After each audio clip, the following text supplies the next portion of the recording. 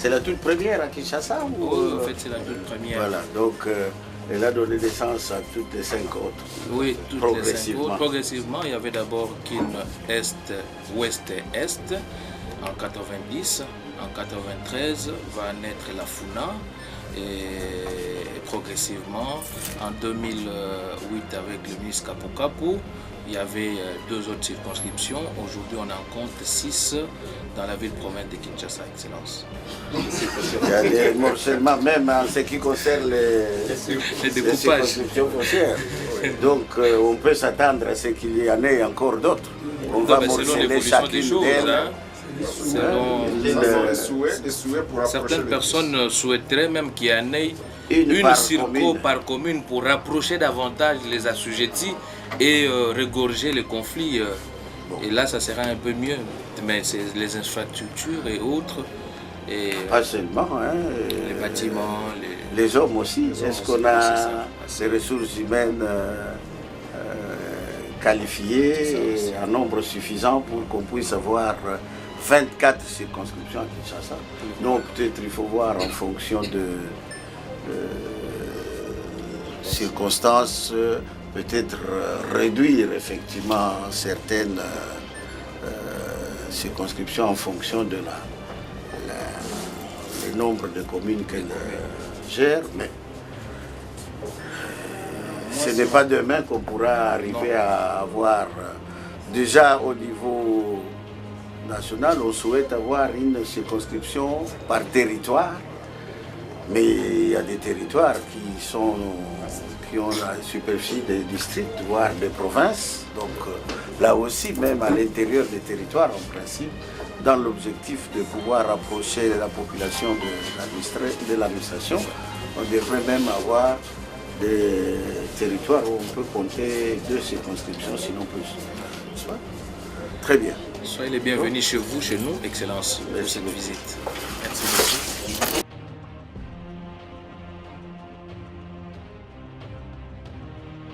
Il y a beaucoup de contentieux ici à la Gombe, dans les communes de la circonscription. Évidemment, il y a beaucoup de contentieux, mais depuis que vous avez institué la position de règlement des conflits, nous avions constaté une baisse des conflits. Une baisse des conflits. Merci beaucoup, Excellence. Les plus grands problèmes, ce sont d'avoir les archives d'Excellence. Parce que on a hérité un bureau là où on conserve les droits des agents et les droits des citoyens. Mais on a la difficulté pour la conservation des archives. Je pense que si vous jetez un coup d'œil derrière moi, derrière les conseillers là-bas, on a créé ce système. Il y a des fiches là depuis l'époque coloniale qui se trouvent là-bas et on a la difficulté pour la protection. Si peut-être la fichier peut nous tirer une fiche par hasard. D'Engalima par exemple, vous allez voir la difficulté qu'on a. Par exemple là, on vient de tirer au hasard un numéro pour voir l'identité ici de la personne. On avait demandé 18528 et si nous regardons là-bas, nous voyons le nom, la superficie, l'adresse et l'année là où qu'on a émis les 10 contrats de location. Il se trouve là et un aussi d'expiration. Ça c'est au niveau des fichiers. Le local qui est de l'autre côté, excellent, c'est le local de la conservation des contrats de location. C'est presque la même chose. C'est ça la plus grande difficulté qu'on a ici. Ça, ce sont des vieux dossiers. Peut-être que son Excellence n'était même pas encore né. C'est avant même l'indépendance, ou même bien avant. Il y a des Calamazo, il y a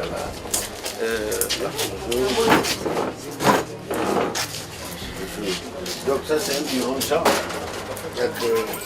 Oui, non, il y a un monsieur. Voilà.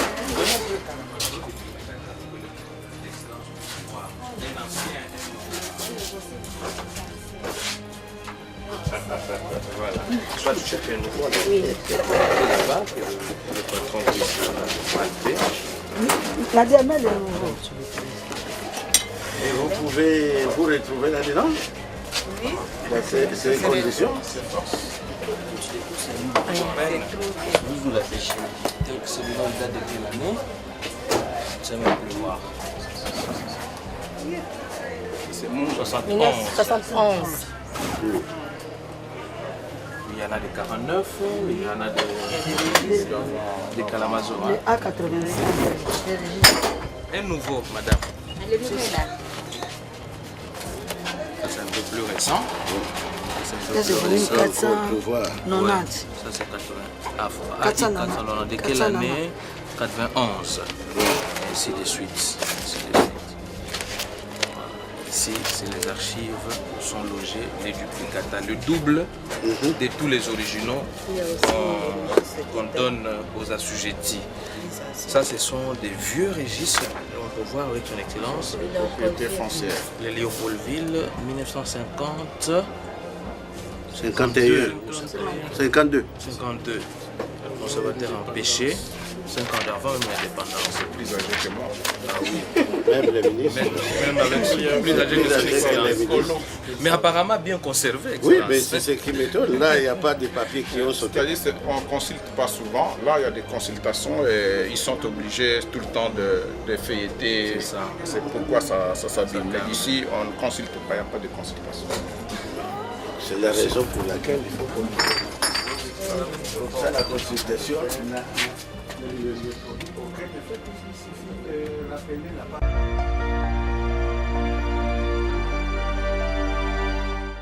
Bienvenue dans ce nouveau numéro de Reporter. Nous sommes dans la circonscription foncière de la Lukunga avec notre invité, son Excellence le professeur Mbwinga Bila, à qui j'ai dit bonjour. Bonjour. J'espère que vous allez bien. Toujours en forme. C'est la troisième étape de votre visite. Chaque circonscription a ses problèmes. Ici, qu'est-ce que vous avez vu particulièrement? Mais je ne vais pas revenir sur les questions matérielles, sur les questions des équipements, sur les questions de ressources humaines que nous avons déjà soulignées dans les deux premières circonscriptions où nous avons été, la Tchangou et Sele-Maluku. Ici, je voudrais souligner le fait que c'est finalement, on peut dire, ça c'est la circonscription mère. C'est la toute première, n'est-ce pas? Et c'est d'elle que sont nées les autres circonscriptions qui existent aujourd'hui. Et donc, ensuite, elle est au centre de la ville, n'est-ce pas? Donc, c'est la circonscription qui gère, si je peux dire, les communes mères. Kinshasa, Barumbu, Kitambo, Gombe bien sûr, et puis Ngalima. Donc il y a ici quelque part toute l'histoire de la gouvernance foncière de notre capitale, de la ville de Kinshasa. Vous avez vu par exemple l'abondance des dossiers archivés, n'est-ce pas? Mais avec des archives qui datent de l'avant-indépendance. Et donc c'est la mémoire historique qui est conservée ici. Mais conservée dans quelles conditions? N'est-ce pas? Vous avez vu par exemple qu'à force de pouvoir consulter ces archives, beaucoup n'ont plus...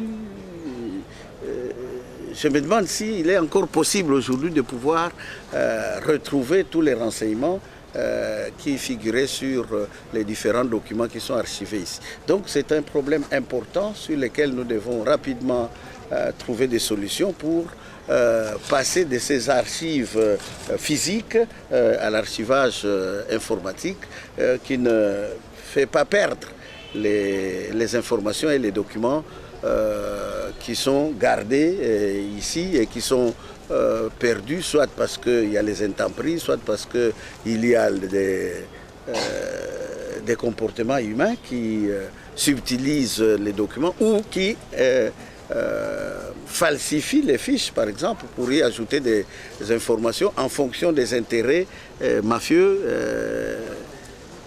qui sont en jeu. Deuxième élément, évidemment, puisque nous sommes dans la circonscription mère, dans la circonscription historique, et qui a dans sa gestion ces communes qui étaient à la base de Kinshasa, c'est clair que nous avons ici un contentieux qui est important, n'est-ce pas? Et donc nous devons là aussi apporter des solutions pour que justement la circonscription ne soit pas noyée dans les documents et dans les activités qu'elle a à prester par l'importance du contentieux foncier. J'ai cru comprendre que le fait que nous ayons instauré la commission des conflits qui siège au cabinet et qui se réunit chaque jeudi, ça permet aujourd'hui non seulement d'apporter des solutions à ces conflits qui soient le point de vue du ministère et non plus, comme c'était dans le cas, le point de vue soit du secrétaire général, soit du bureau contentieux, soit du conservateur des titres immobiliers, et donc qui donnait l'impression d'un véritable désordre. Parce que pour le même problème, le ministère donne 4 positions différentes. Ça, ce n'est pas sérieux. Donc, c'est pour ça que nous avons instauré cette commission de conflit. Et j'ai l'impression, quand j'entends le chef du bureau contentieux me parler, que ça contribue non seulement à rapidement régler ces questions conflictuelles, mais en même temps, finalement, à réduire les tensions et donc les volumes de dossiers contentieux. J'en suis heureux et donc nous allons effectivement formaliser les choses pour que demain nous soyons plus préoccupés par le travail ou les objectifs de sécurisation des droits et des titres de propriété plutôt que d'être là tous les jours à consacrer tout le temps qu'on a à pouvoir aller consulter des fiches qui ont été falsifiées, consulter des documents dont certaines parties ont été soutirées, parce qu'on cherche à retrouver l'information pour apporter les solutions non judiciaires au conflit. Parce que notre objectif dans la réforme, c'est de pouvoir, comme je l'ai dit, mettre en place des mécanismes extrajudiciaires de règlement de conflits à l'amiable pour éviter qu'on ait tout le temps les frustrations que provoque le fait d'avoir perdu un procès en justice et donc qui ne contribue pas à pouvoir cimenter la cohésion nationale, la cohésion sociale et surtout l'unité. Il est impensable que 2 voisins ou 3 voisins ou des gens qui vivent dans le même quartier se regardent en chien et chat parce qu'un conflit a été résolu par un jugement qui a reconnu des droits à une partie et qui a justement disqualifié l'autre. Ça, je crois que ce n'est pas des situations que nous devons continuer d'accepter, n'est-ce pas? Donc, sans pouvoir nier la nécessité et la présence de l'instance judiciaire, nous pensons qu'en matière de conflits fonciers, nous devons commencer d'abord par des négociations, par des arrangements à l'amiable qui permettent finalement de n'avoir ni vainqueur ni vaincu et donc qui vont réduire la pression qu'aujourd'hui les fonciers exercent sur notre appareil judiciaire en termes de conflit. Excellence, on va commencer par les questions de nos téléspectateurs. Rappelons que la circonscription de la Lukunga est située sur l'avenue au Congo. La référence est la DGM, la Direction Générale de Migration, donc juste derrière. Parlons contentieux. Il y a plusieurs de nos téléspectateurs qui nous envoient leurs problèmes qui sont déjà au niveau du tribunal. Alors, ils demandent votre implication. Est-ce que vos services sont compétents à ce moment-là et pourquoi? Non, il y a le principe universellement reconnu de la séparation de pouvoirs, n'est-ce pas? Le pouvoir législatif, le pouvoir exécutif, le pouvoir judiciaire. Et donc, normalement, lorsque un dossier est transmis au niveau des instances judiciaires, l'administration a les bras coupés, n'est-ce pas? Nous devons attendre l'issue du dossier en justice pour que nous puissions de nouveau intervenir. Mais il y a souvent des cas où justement la justice ne dispose pas nécessairement de toute l'information nécessaire pour rendre un jugement équitable, n'est-ce pas? Nous avons par exemple des cas où de parties se présentent en justice et sur base de documents faux à notre niveau, essaient d'obtenir de droits, n'est-ce pas? Or, vous savez que le principe de la justice, c'est que la fraude corrompt tout. Donc, dès lors que nous pouvons prouver qu'un tel document ou un tel droit a été obtenu de façon frauduleuse, eh bien, il faut nécessairement l'anéantir, n'est-ce pas? Et donc, malgré le fait que des dossiers soient en justice, nous pouvons intervenir pour éclairer la justice. Non pas pour prendre des décisions à notre niveau, mais par exemple pour éclairer la justice, pour dire, voilà, tel arrêté ou tel certificat ou tel contrat que présente la partie défendresse ou la partie demanderesse, eh bien, cet arrêté-là, ces certificats-là ou ce contrat-là est un faux, n'est-ce pas? Et donc, sur base de ça, en principe, la justice ne peut plus accorder de droits à la partie demanderesse puisqu'elle le fait sur base des documents qui sont faux à notre niveau. Donc, oui, nous ne prenons pas de décisions au moment où les dossiers sont en justice parce que nous devons respecter la séparation des pouvoirs et l'indépendance de la justice, mais nous pouvons intervenir et nous devons intervenir pour apporter les informations nécessaires à l'instance judiciaire afin de lui permettre de pouvoir rendre des jugements qui soient équitables. Excellence, on va poser une deuxième question. Cette question vient toutes les semaines, donc je suis obligée de la poser aujourd'hui.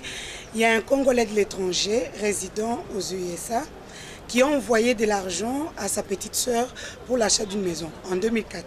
Ici à la Gombe. En 2004. Ici à la Gombe. L'achat a été effectué en son nom et le certificat d'enregistrement porte aussi son nom. Mais 3 ans après, sa petite sœur a vendu la parcelle avec une procuration spéciale du propriétaire qui se trouve être le monsieur. Et le monsieur vient d'arriver, ça fait 2 mois au Congo. Il réclame sa maison, il dit que la procuration est fausse. Donc, doit faire c'est lui qui a acheté la maison. Non. Le problème, c'est plutôt lui qui a été spolié de sa propriété. N'est-ce pas? Ce n'est pas le monsieur qui a acheté la maison qui aujourd'hui est victime. La victime, c'est lui, n'est-ce pas? Il a acheté la maison en envoyant de l'argent auprès de sa sœur. Celle-ci s'est bien exécutée puisqu'elle a pu acheter la maison et elle a fait faire le certificat au nom de son frère. Jusque-là, le comportement est tout à fait honnête, n'est-ce pas? La malhonnêteté vient à partir du moment où elle s'est dit non. La maison que j'ai achetée pour mon frère, lui, il vit aux États-Unis, donc il ne viendra pas l'habiter. Peut-être je vais la mettre en location, comme ça je touche l'argent du loyer. Au lieu de ça, elle dit, je vais la vendre. Mais elle sait qu'elle ne peut pas vendre cette maison parce que ça ne lui appartient pas. Donc elle fait faire une procuration, encore une fois, un faux, n'est-ce pas? Sur base de laquelle il se présente auprès de nos services qui, effectivement, avalisent la vente, n'est-ce pas, puisqu'ils ont sûrement fait la mutation en faveur du nouvel acquéreur. Et si je comprends bien, c'est une vente qui a eu lieu il y a plus de 2 ans. Oui. Donc si on a établi les certificats, les fameux principes de l'inattaquabilité du certificat jouent, n'est-ce pas? Donc notre ami doit d'abord aller traduire, malheureusement, sa sœur en justice pour faux et usage de faux et stélionnat, c'est ça, n'est-ce pas? C'est l'infraction qui consiste à vendre quelque chose qui ne vous appartient pas, n'est-ce pas? Pour qu'à la justice, on puisse effectivement prendre la décision de pouvoir annuler les certificats qui a été établi en faveur du nouvel acquéreur, puisque ces certificats a été établi sur base de documents faux, n'est-ce pas? À partir de ce moment-là, lui va récupérer sa maison parce que la justice demandera à notre circonscription foncière, à notre conservateur de titres immobiliers de réhabiliter le certificat du frère, n'est-ce pas, donc de lui qui se plaint et naturellement, le nouvel acquéreur, lui aussi, n'aura qu'à s'en prendre à la sœur qui a vendu un bien qui ne lui appartient pas, n'est-ce pas? Mais pour notre ami, il faut qu'il aille en justice contre sa sœur, malheureusement, n'est-ce pas? Voilà pourquoi je dis que les conflits fonciers sont à la base de la destruction de la cohésion sociale. Parce que maintenant, quand frères et sœurs, vous vous retrouvez devant les juges et qu'on condamne la sœur, parce que c'est des infractions pénales, en principe, elle va aller en prison, n'est-ce pas? Qu'est-ce que la vieille maman va dire? Voilà, alors que c'est elle qui est à la base de tous ces problèmes. Donc, je lui conseille d'aller en justice, d'obtenir des décisions de justice en sa faveur pour l'annulation du certificat qui a été établi frauduleusement, du fait que c'est sur base des documents qui sont faux et qu'on réhabilite le sien. En ce moment-là, il pourra récupérer sa maison. La suite entre la sœur et celui à qui elle a vendu la maison, ça ne le concerne pas. Son problème à lui, c'est de récupérer sa maison qu'il a achetée honnêtement. Excellence, plusieurs de nos spectateurs aussi se demandent quel est le coût du certificat d'enregistrement. Parce que par exemple à Boma, c'est $600, au Katanga, c'est $800, au Kasaï, c'est un autre. Finalement, quel est le coût? Quel est le coût du certificat à Lukunga, conservateur de titres immobiliers? Parce que n'est pas la superficie. D'abord, ce n'est pas la même superficie. C'est au cas par cas. Bon. En réalité, ce n'est pas le certificat qu'on achète. Lorsque vous voulez faire établir les certificats parce que vous venez de construire une maison, il y a des frais qui doivent être payés. Et ces frais vont être calculés en fonction de la superficie, en fonction de... dans l'arrêté que nous publions avec le ministre des Finances, l'arrêté interministériel, par exemple, les frais sont fixés en fonction de la catégorie des sites. Donc c'est normal que, par exemple, à Mbujimaï, ce soit différent de Kinshasa, que ce soit différent de Tchela ou que ce soit différent de choses. Mais je répète, jusqu'ici, le certificat en tant que titre, en tant que papier, ne coûte rien. Par contre, tous les travaux qui doivent être faits, à la fois administratifs et techniques, pour l'établissement du certificat, cela, les frais sont prévus dans l'arrêté interministériel, ministère des Affaires foncières, ministère des Finances, et sur base des éléments de calcul, c'est comme ça que pour 2 personnes dans la ville de Kinshasa, l'un à la Gombe, l'autre à Kisenso, chacun ayant construit une maison en étage, les frais ne seront pas les mêmes parce qu'il y a par exemple rien que la localisation qui fait qu'on ne peut pas avoir le même coût de frais au mètre carré ou ainsi de suite. D'ailleurs, s'ils se rendent bien compte, même l'impôt foncier qui est payé au niveau de province, donc pour Kinshasa au niveau de la ville, ils verront que même l'impôt foncier n'est pas le même, ce n'est pas un montant unique, n'est-ce pas? Le taux par mètre carré est le même, mais c'est en fonction des sites et de la catégorie des sites. Voilà. Donc il ne faut pas se dire à Boma c'est $600, c'est faux. Il y a quelqu'un qui a peut-être payé $600. Je suppose que c'est ça qui est le montant après les calculs sur base des taux qui sont fixés dans l'arrêté, n'est-ce pas? Mais un autre, toujours à Boma, peut aller payer moins, comme il peut payer plus, n'est-ce pas? Donc il ne faut pas se dire qu'il y a un prix unique qui est déterminé par rapport au certificat ou au contrat, ce n'est pas cela. Ceux qui sont étudiants à l'UPN veulent savoir que prévoit le gouvernement pour les quartiers non urbanisés. Je suppose qu'il entend par quartier non urbanisé les quartiers qui sont déjà aujourd'hui, disons les sites qui sont aujourd'hui occupés par nos concitoyens qui ont construit, je vais le dire, de façon anarchique, n'est-ce pas? C'est Bibois, c'est Mpassa, c'est Mboudi, c'est tout ça. Il n'y a pas eu de lotissement, il n'y a pas eu de plan, il n'y a pas eu de... Bon, donc les gens se sont installés, ont construit et sont là. Maintenant, on ne peut pas laisser la situation telle qu'elle. Pourquoi? La plupart du cas, vous avez, je reçois beaucoup de correspondances aujourd'hui, il y a même des mémos, il y a de pétitions, par exemple, que m'envoient des gens qui sont vers Kinsuka et qui dénoncent, par exemple, la présence d'un voisin qui est en train de barricader deux avenues qui sont au coin de sa concession. N'est-ce pas? Donc on ne peut pas penser que, allez, on va fermer les yeux et laisser faire.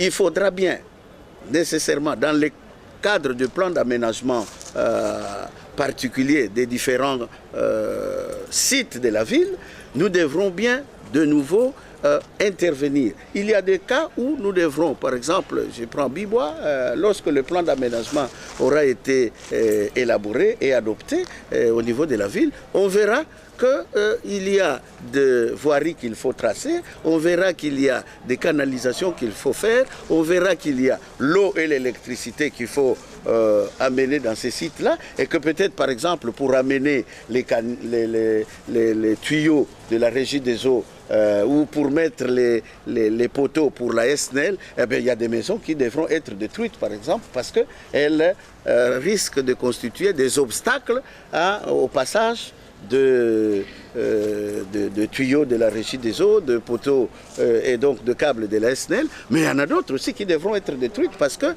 elles sont, par exemple, elles vont se retrouver sur les emprises des avenues ou de la voirie, d'autres vont être sur les canalisations. Eh bien, il faudra bien remettre de l'ordre dans tout ça. Donc, la situation actuelle est une situation qu'il faut considérer comme provisoire. Dès lors que tous les plans d'aménagement auront été élaborés, adoptés, eh bien, on devra passer à la mise en œuvre de ces plans. Donc, certains de nos compatriotes, malheureusement, verront leur construction démolie parce qu'ils n'auront pas respecté les normes urbanistiques. N'est-ce pas? Donc, mon cher étudiant de l'UPN, il peut se tranquilliser. Le chef de l'État ne peut pas accepter que Kinshasa devienne un ensemble de bidonvilles, comme c'est le cas à Bombay, comme c'est le cas dans beaucoup de villes. Nous allons mettre l'urbanisme dans tous les quartiers, y compris ceux qui sont aujourd'hui occupés de façon anarchique. On y viendra. Nous sommes avec le gouvernement provincial en train d'élaborer maintenant le schéma d'orientation stratégique pour la ville de Kinshasa. Il a été élaboré, il est adopté. Tous les grands principes qui vont guider aujourd'hui, l'assainissement de la ville sont connus maintenant, n'est-ce pas? On sait par exemple que, je vous donne un exemple, le boulevard Triomphal, n'est-ce pas? Il devra être prolongé au-delà de l'avenue de la Libération pour passer par le camp Kokolo et arriver à rejoindre Kasavubu à Bandal, voilà, donc vers Kitambolaba, vers le pont Lundaboulou, n'est-ce pas? De la même façon, de l'autre côté, il va traverser aussi l'avenue Kasavubu. Il devra être prolongé pour aller jusqu'au fleuve. Ça veut dire qu'il y a beaucoup des quartiers ou même de constructions qui sont là, et lorsqu'on va faire ces travaux-là, qui devront nécessairement être démolis, n'est-ce pas? Je peux vous dire par exemple que l'aéroport de Ndolo doit être déménagé. Il ne peut pas continuer de rester là. Le camp Kokolo aussi partira. Donc ce n'est pas parce que des gens ont construit qu'on peut se dire ben, c'est fini, plus rien ne peut être fait. Non, on mettra la modernité, on fera l'urbanisation moderne de la ville, même dans les quartiers qui aujourd'hui sont considérés comme des quartiers périphériques et où les gens font des constructions anarchiques. Excellence, on va terminer sur une bonne note. Il y a un monsieur qui nous signale qu'il y a un professeur qui a construit à l'emprise d'une avenue. Quel est son sort et puis quel est le sort des gens qui font les mêmes choses en fait? J'espère qu'il ne souligne pas le fait qu'il est professeur en pensant à moi, n'est-ce pas? En se disant, bon, le ministre aussi est professeur, alors je parle de son collègue. Non, mais je dis à ses collègues professeurs que c'est malheureux pour lui d'avoir construit sur l'emprise de la voie parce que c'est un site non édificant, n'est-ce pas? L'emprise de la voie, vous ne pouvez pas construire, n'est-ce pas? Donc sa maison subira le sort de toutes celles qui sont considérées comme des constructions anarchiques, et ça en est une, effectivement, cette construction de mon collègue professeur. Donc, lorsque la brigade de démolition va se remettre en œuvre, malheureusement pour lui, cette maison-là sera détruite. Pas seulement la sienne en tant que professeur, mais toutes celles qui sont sur les emprises de la voirie ou sur les emprises, sous l'emprise par exemple de la ligne haute tension, n'est-ce pas? Si vous avez vu l'autre jour, avant de m'arrêter à la circonscription d'Nsele-Maluku, j'ai poursuivi d'abord. Pourquoi? Parce que je suis allé voir sur les sites appelés sites RVA, Télécom ou Antenne. Ces sites-là, vous vous rappelez, nous avons fait les démolitions là-dessus. Les gens ont protesté, mais c'est un site qui n'est pas destiné à recevoir de l'habitat.